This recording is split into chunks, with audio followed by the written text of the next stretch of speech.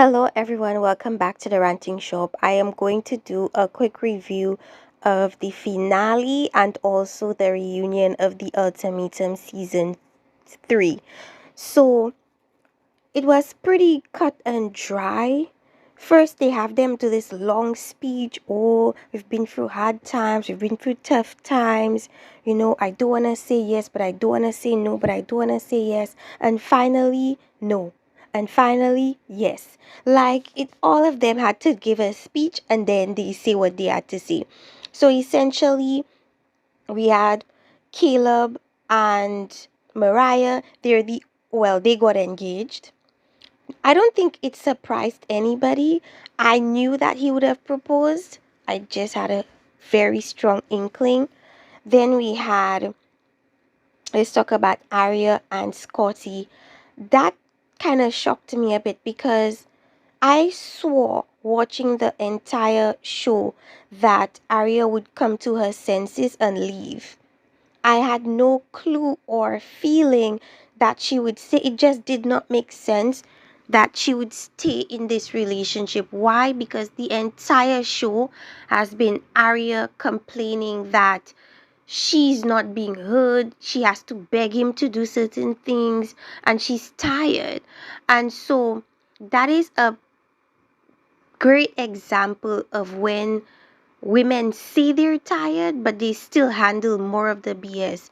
The only way you know a woman is tired is when she stops participating in the cycle of toxicity within her relationship.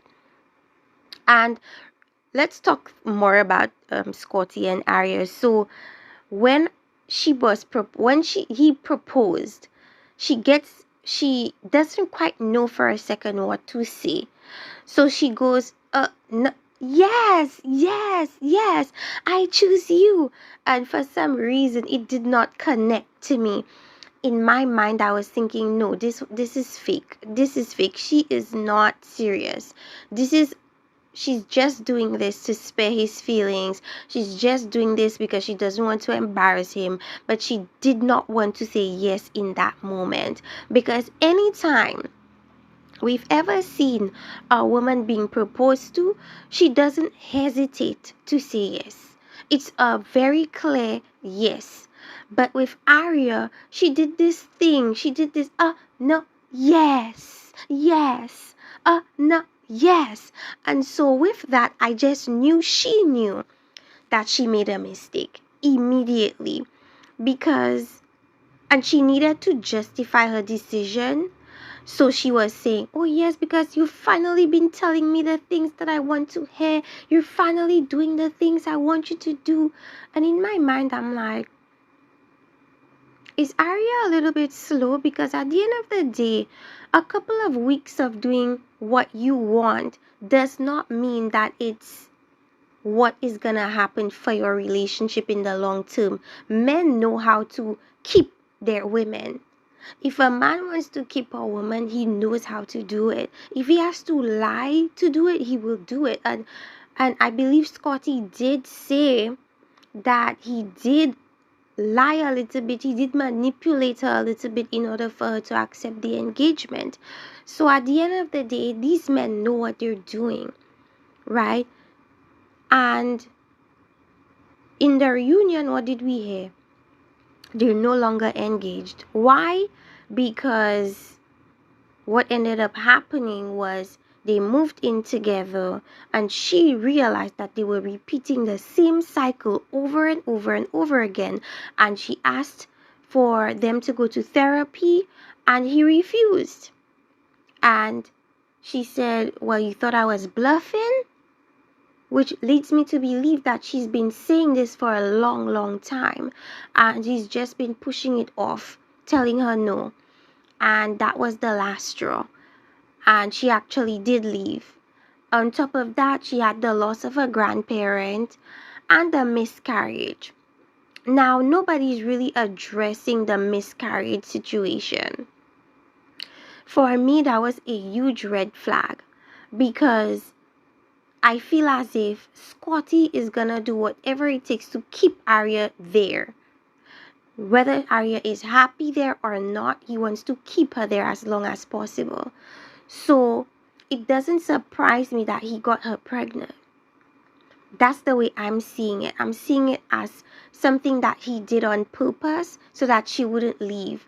A lot of men do this to women. Like, they know that this is the final straw. That woman is about to leave. She's not coming back. So that's the last ditch effort to keep the woman in the relationship, is to get her pregnant. And it works for some men.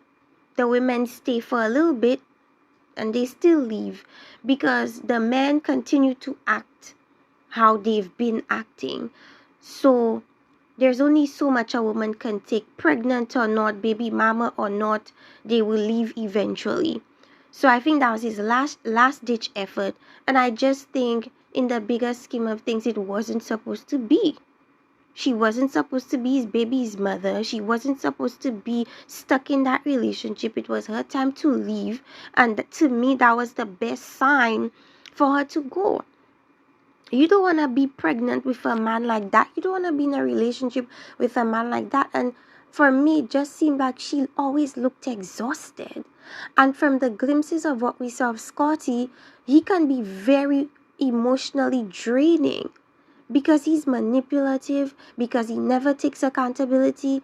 And we hear Arya say, I'm always the one having to tell you to apologize. I'm always telling you apologize, and you never just do it on your own. I'm always having to tell you. And I think people wanted to feel sorry for Scotty because he really had nothing to say, because he knew he was wrong. He knew he caused that relationship to fail. He knew he didn't do what he was supposed to do. That's why he had nothing to say.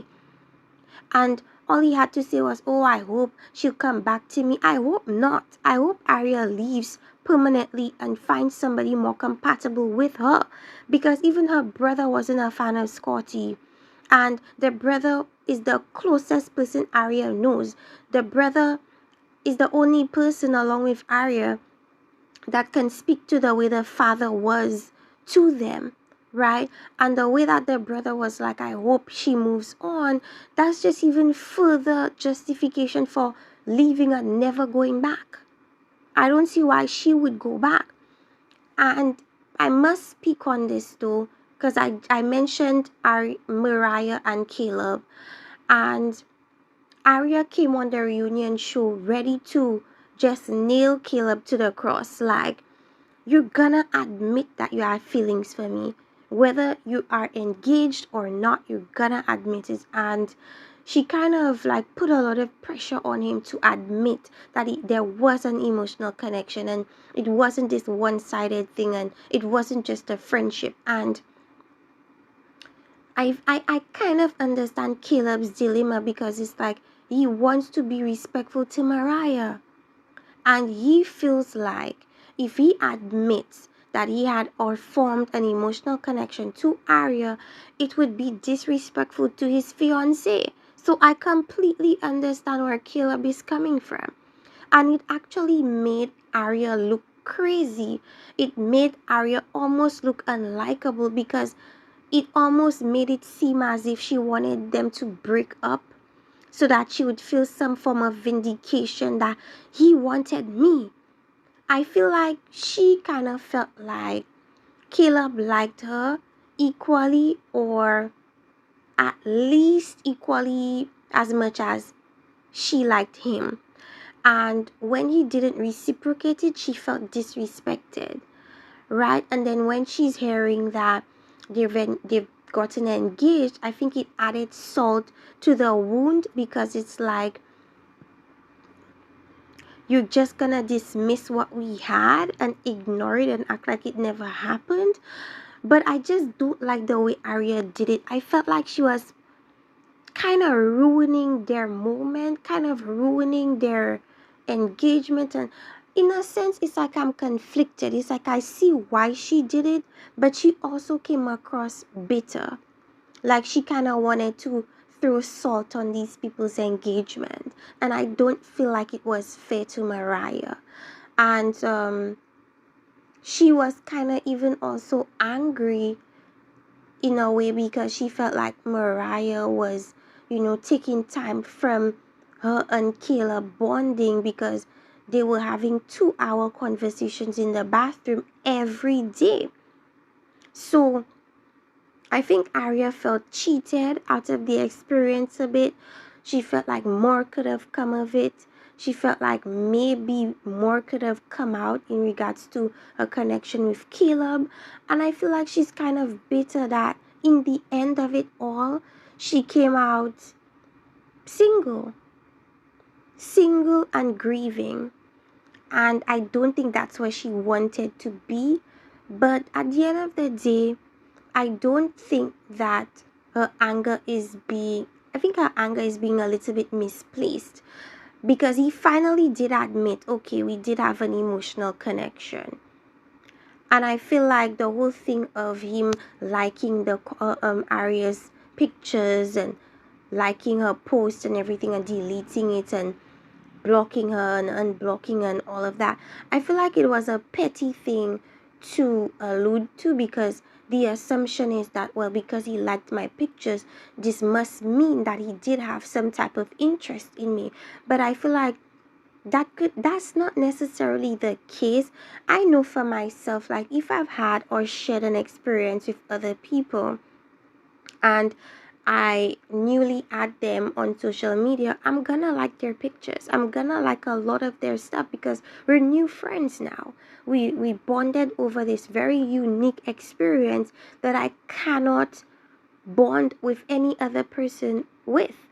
So I feel like it was the fact that he hid his emotions for her, in addition to the liking, that probably further made her feel as if maybe there could be something there. And I feel like the blocking and everything, and then the engagement on top of that, I feel like it shattered her hope she had that maybe something could have happened. I feel like it shattered it after they announced their engagement. And I feel sorry for her and for the way that it ended for her, but I don't feel like she should have come at Caleb the way she did. It almost seemed like she wanted to destroy the people's union.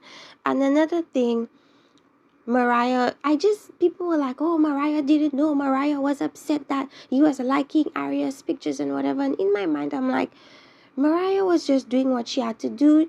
I feel like when you put people in a hot seat and you force them to take accountability for things, they do whatever they have to do for the spotlight to stop being on them, because it's like, this is becoming too much.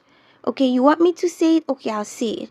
We did have an emotional connection. Are you happy now? Okay, let's move on. That's how I saw Mariah and Caleb responding to Arya. Mariah, oh, I didn't know they were communicating. How could you do this? They were just saying what they had to say so that Arya can get off their back. Period.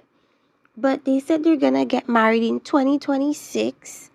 That is like 2 years from now. Well, a year and a couple months from now. So I don't know. I don't know if they're just gonna continue working on their relationship or what it is, but they have time to decide whether they really want to do this or not. But let's move on to Zaina and JR.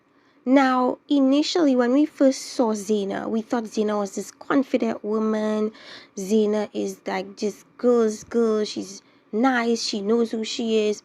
And then at the end of the show, when they're doing their proposals and everything, we gradually saw a woman that was very insecure. And it kind of shocked me a little bit, because for women, to women, Zaina is very attractive. So a lot of women tend to believe that because a woman is attractive to us, that means they must be attractive to men as well. And a man must want her because look at how she is, and we all aim to look like her. She's beautiful, right? But in the end, JR said no to her. He wanted to be friends. He didn't want to pursue a romantic relationship with Zaina anymore. Do I feel like he spent sleepless nights deciding? No. I think he knew from the beginning that he did not want to continue whatever they had. That's why he went so hard with Sandy. He did not want to be with Zena anymore. And I feel like he was trying so hard for Zena to just get a clue and leave herself that, there's these kinds of guys that try to be nice guys. They're not good guys, but they try to be nice guys by making a woman leave by herself instead of telling the woman, I can't deal with this anymore, I want to leave. Now, actually, he did tell her to her face, I don't want to pursue anything romantic with you anymore. Like, I am done. He told her that to her face. And what did she do? She hugged him, she kissed him, and she told him, you're still my favorite person. Did she look like in that moment, did Zena look like she was gonna walk away and never talk to him again? Absolutely not. It looked like oh, see you later. Oh, I'll see you tomorrow at home. That's what it was giving. So at that moment, I realized Zena is in a situation where there is unrequited love. That man does not love or want Zena the way Zena loves and wants him.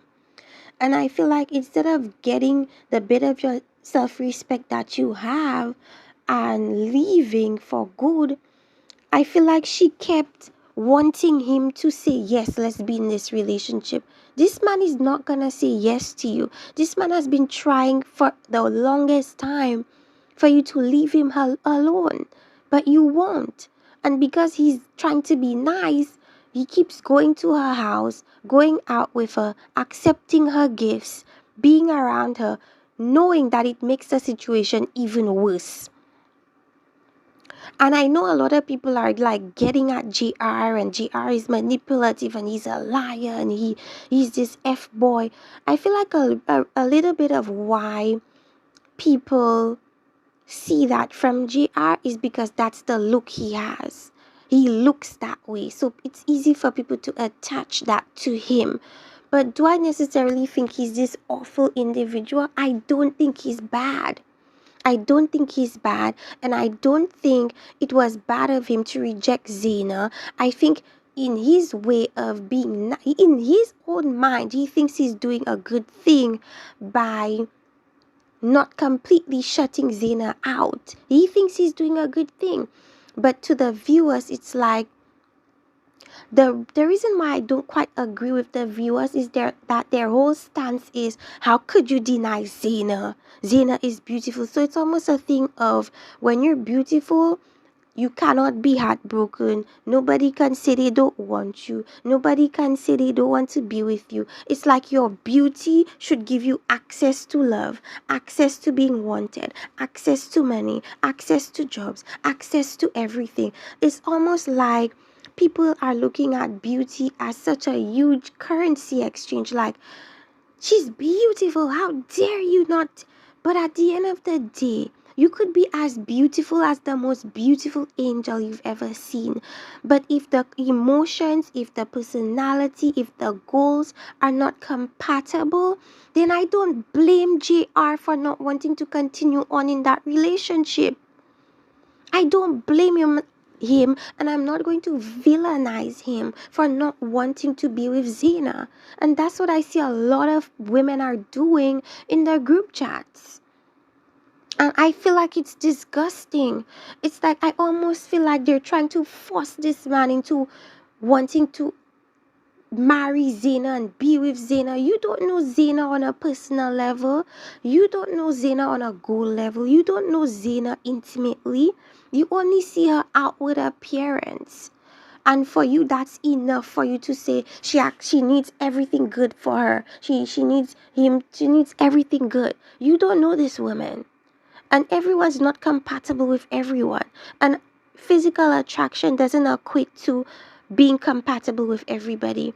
If you're physically attractive, okay, that's one component. I feel like a lot of women are the ones that over overvalue looks.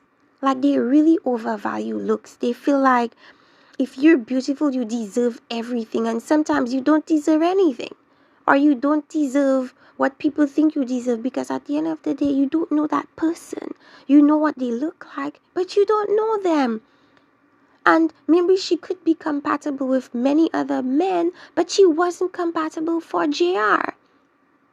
And I just feel like that spoke to Zena's sense of self. I feel like she has extremely low self-esteem. I feel like she has extremely low self-worth. And I feel like her beauty made it appear as if she was self-confident, but I think really and truly, she's just like any other insecure woman, because guess what?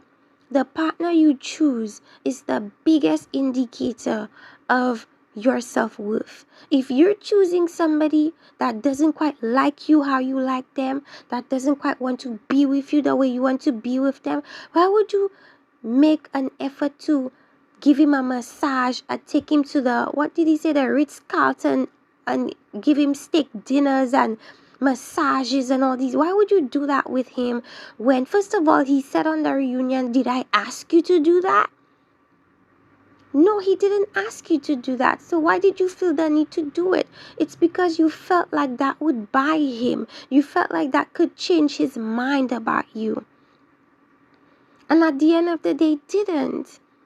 So you just wasted money. You wasted time. That man already rejected you on national TV. I don't understand what the extra birthday gifts and all that extra stuff was for. At the end of the day, we women have to admit that we hurt our own selves and stop blaming men. Because at the end of the day, sometimes I do agree some of the men are manipulative. Some of the men will, will kind of check out your weaknesses and play into that. But it's kind of your fault at some point when you choose to ignore. Like the man blatantly told you, I don't want to be with you anymore, and you're still there getting angry with him because, oh, I took you for dinner, oh, I did this for you. Did the man ask you to do that? No, because you were trying to buy his love. You were trying to buy his monogamy, and he just wasn't interested. I can't be mad at JR because he wasn't interested in being bought by Zena. I blame Zena because she just refused to hear no. She refused to take no for an answer. And I cannot believe it's because maybe for so long, because she looks good, she didn't have to do much to get a man's attention. She didn't have to do much to make a man to commit to her and be with her. But JR is a challenge. And some women, they love a challenge. They now put on their masculine hat and now they start chasing the man. A man doesn't want to be chased. A man wants to chase, and he didn't want to chase you. So cut your losses and move on. I feel like Zena really pissed me off this episode. This whole finale and reunion, she kind of irritated me. Because I'm like, at what point are you going to get the hint and get the away and go? You're going to continue staying there and letting the man play in your face because, oh, I want him to want me. Like, girl, come on. I'm not going to talk about the details of the reunion, but that was a lot. Like, she was just ready to nail him to the cross. He definitely lied about his feelings for Sandy. He lied about the kisses, even though he said he didn't remember the third kiss. That's crazy to me. They both said, him and Sandy both said they didn't have a sexual encounter, which I still don't believe because they both look like they're lying. And it is what it is. I understand all that. But then if you're going to continue dealing with him, then what's the point in you coming here bashing him? Like, that's what I don't get. Then everybody's angry with him, and then before you know it, they're back together. And then it's like, what? You're angry with him for what? So anyways, let's move on. Let's go to Sandy and Nick. Now we all know Nick has issues. He has emotional issues that I feel like it's hard for him to deal with. So he goes to drugs to try to numb it. And it's not a very good way of coping with your emotions. And We had, Sandy tried to say, well, Sandy actually waited because, okay, I'm skipping some things. So, Sandy, first of all, she did not want to be with JR. She wanted it just to be like a friendship thing. I think JR really was hoping that Sandy would pick him, and I'm pretty sure he would pick Sandy.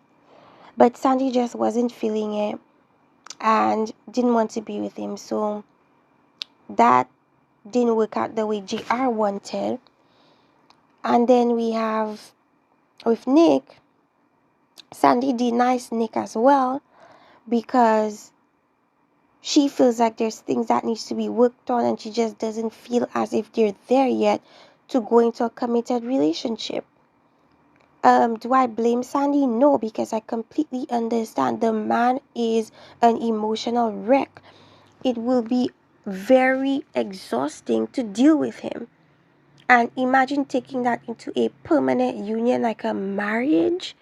No, you're gonna need some counseling. You're gonna need some way to deal with your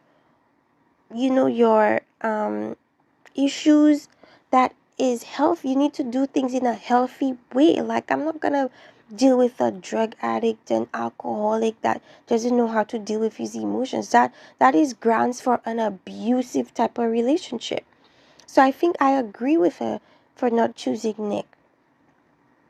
But I feel like she was victimizing herself way too much. I feel like she didn't take accountability. I feel like she kind of cowered behind JR. She cowered behind everyone else, like so that she doesn't make herself appear to be this villain. And I just feel like the way she approached the reunion was very cowardice, to be honest. Instead of straight saying what she felt and instead of her being held accountable, all I saw her doing was the moment something the hot seat is directed towards her, she starts crying. And you could see JR is over it, Nick is over it. Nobody's running to hand her any type of handkerchiefs to you know for her tears because everyone is over it. Everybody's over it. Like, she's a drama queen. Like, as much as Nick is a mental case, right? She also did things that were very disrespectful. Like, the way you treated Nick was so unfair. You hid behind JR so that JR could be the one to do your dirty work for you because you don't have the backbone as a grown woman. You don't have the backbone to stick up to Nick and tell him what you have to tell him. You had to hide behind JR. At the reunion, she had to hide behind Monica, right? And wait for Monica to say, oh, well, he has some issues, and for her to now piggyback on that to say, yeah, he had issues. This is what I have been dealing with for the past 2 years. And then she starts to cry. Like, girl, please. At the end of the day, you could have left. What was keeping you there? Both of you are emotionally manipulative, and I spoke about that in my first video about the show. They're both emotionally manipulative. She, like, for example, you could see it when Nick got really upset that when he learned that they kissed a second time, right? Sandy lied. You lied. The man got angry and he had a very good justification to get angry with you, right? He did throw a bit of a temper tantrum. It is what it is. He comes back with a cooler head. And now she's the victim. Oh, well, you can't keep doing things and then saying you're sorry. The man didn't do anything wrong. You lied to the man. And the man freaked out. And then all of a sudden now, because he's coming back and apologizing for the way he got angry, not because he got angry, but the way he got angry. Now you want to use that as your opportunity to throw him under the bus and make it his issue and his problem and the thing he does wrong. What do you do wrong, Sandy? Sandy, what do you do wrong? You do nothing wrong. You're just this angel. You don't do anything wrong, right?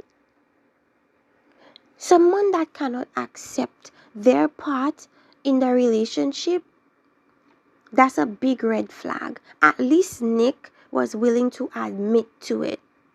But Sandy was just hiding behind everybody, hiding behind Vanessa, hiding behind JR, hiding behind everybody, just so that she would not get blamed for anything. And I just feel like she's a coward. You're a coward. You lied, and I just don't like that Zena didn't directly address Sandy. But I feel like what Sandy did was she made sure that before the reunion happened, that she go to the women and apologize, just so that on the reunion day nobody would bash her. That's exactly what she did. And I feel like that's exactly what her lookalike did as well. I forgot her name. Where it's like everybody talks on the phone. They say, I'm sorry I did this, I'm sorry I did that. So that when the reunion comes around, nobody addresses anything. Because we already spoke about it off camera. That's not fair to the viewers. The viewers want to see you hash it out on screen, not behind closed doors. Because when they do things like that, the reunion becomes really boring, because it's like, okay, so what's even the point of a reunion if you guys are gonna speak to each other separately behind closed doors? You know, it makes it so that when the reunion comes around, that everybody is softer on each other, because guess what? Oh, you already spoke about it. Like, come on. They should write a clause that they should never speak to each other before the reunion. Don't speak to each other. Don't clarify anything with each other. Just come to the reunion and hash it out on the reunion. That's what a reunion is there for. But anyways, I don't like how Sandy did what she did. And then Vanessa and Dave come in, and they were just like ready to bash Nick some more. Oh, Nick did this. Oh, Nick did that. Oh, Nick was had some substance abuse issues. Nick was really sad about Sandy. Nick was really rude to me. Nick did this and Nick did that. And Nick was like, okay, well, you were crashing out over Dave too, and I was there helping you, right? I was trying to be supportive for you, and I thought you were supportive for me, but I guess not. And I understand, I still don't quite understand why Vanessa had all that kind of anger for Nick, because I don't think, yeah, Nick was rude and stuff like that, but then considering the circumstances, I understood why. But the way they just like creeped out in the night and just left was some BS. And I don't care what she said about Nick. I feel like there was a better way to go about leaving the show. Maybe do an emergency round table, all the couples on at the table, and then explain why you have to leave early. Okay, I'm leaving early because I don't think that Nick is as stable as he should be. I don't think he's ready to be in a relationship. I think he has some issues that he has to work through. I don't feel like I'm safe being in this experiment with Nick, so I'm gonna leave. At least provide some sort of closure, not only to Nick but to the other contestants, because this is a type of show where if one couple leaves, it affects the other couples. So I think I don't, despite what she said, I still don't think like it was the best thing for them to like leave in the middle of the night. Like, that's crazy. But I do understand why she'd leave, because to be in a house with somebody that is so emotionally all over the place, I understand. I understand. But the anger towards Nick, that I didn't get. Nick apologized. He owned up to his issues. And it is what it is, at that point. Nick says he's in a relationship. I don't know. I have no clue. But I feel like he definitely needs to work on himself before he goes into another relationship. I really do. Because that is not healthy for any relationship. Did I miss anybody? I spoke about Caleb and Mariah. I spoke about Zena and JR. I spoke about Scotty and Arya. I spoke about Sandy and Nick. And I spoke a bit about Dave and Vanessa. I still feel like Dave is a loser, and I feel like Vanessa needs to find somebody new, find somebody else, because I don't think her and Dave are very compatible people. Dave in the end talks about, oh, her fart is, she mentioned Dave doesn't like her farting, and then Dave chose that opportunity to say her farts are disgusting. I mean, what does that have to do with anything? At the end of the day, Dave ended up looking like a creep on the show. He looked like a creep on the reunion. I don't see the point of Vanessa and his relationship. I feel like she should go find somebody else, someone more compatible for her. I don't think it's Dave. And that is my thoughts and feelings about Reunion 2024 of the Ultimatum. Let me know what you guys think in the comment section. Like, subscribe, and see you guys next time. Bye.